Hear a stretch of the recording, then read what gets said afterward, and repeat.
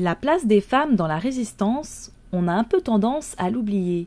Et pourtant, elles y ont joué un rôle actif. Colette Lacroix, ancienne élève du lycée Lalande, en est un bon exemple.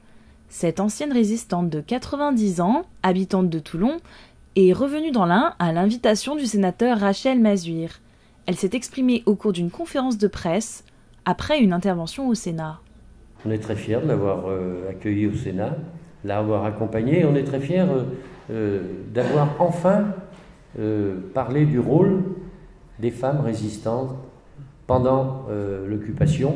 Colette Lacroix est notamment revenue sur son adolescence et ses liens avec la ville de Bourg.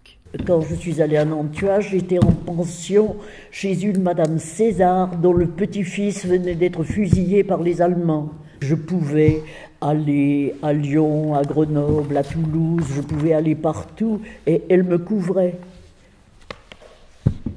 Parce qu'elle était contente que je fasse quelque chose pour la résistance, surtout en l'honneur de son petit-fils, par exemple. Au fil des questions d'un public composé essentiellement de journalistes, elle raconte son expérience dans la résistance. Colette, dans quelles conditions vous avez rencontré Paul Piodat? Parce qu'à Bourg... Paul Piodat avait son magasin de vitrerie, encadrement, etc., dans l'immeuble à côté de mes grands-parents, ma tante, etc.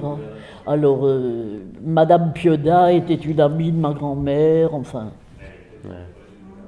C'est la rue Victor Bache. Voilà, c'était la rue du gouvernement. Voilà. Yvon Moranda travaillait au début de la rue du gouvernement, avant la guerre. Un de ses frères avait été arrêté et un autre avec lequel nous cherchions des terrains de parachutage dans la plaine de la Bresse et autrement dans la montagne.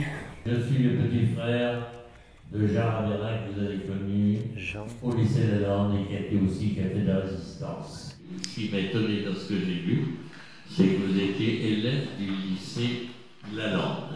Voilà. Or, à l'époque, on ne mélangeait pas les filles et les garçons.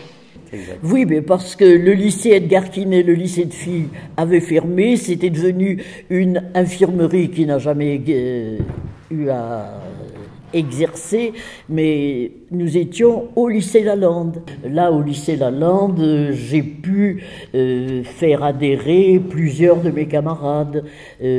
Par exemple, Jean André, qui est devenu après le lieutenant Claude, qui a été tué après la libération.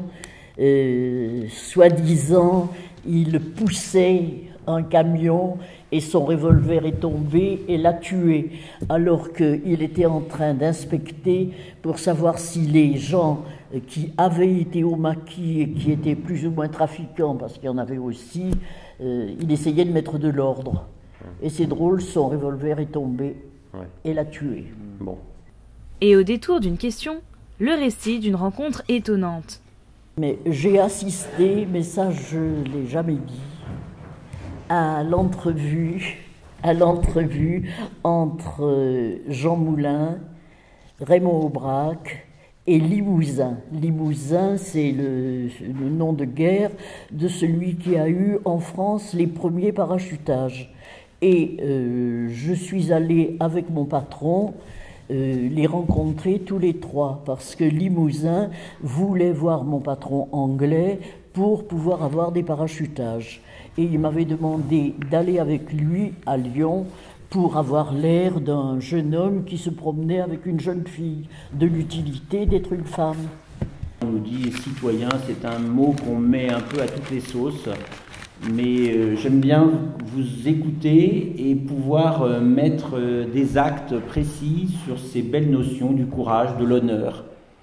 Vous dites que vous étiez inconsciente. Non, quand je vendais des photos de Gaulle à mon avocat, ça c'était de l'inconscience. Oui. C'est ce que m'a dit mon avocat. En tout cas, j'ai une grande admiration pour ce que vous avez fait, même s'il faut la fougue de la jeunesse. Et puis peut-être que quand on est plus âgé, qu'on a une famille, on mesure davantage des risques. Et ah ben non, maintenant je recommencerai volontiers. Vous recommenceriez, c'est encore plus beau. Merci. Bien, s'il n'y a pas d'autres questions, je vais remettre la médaille du département à Colette Lacroix. Merci.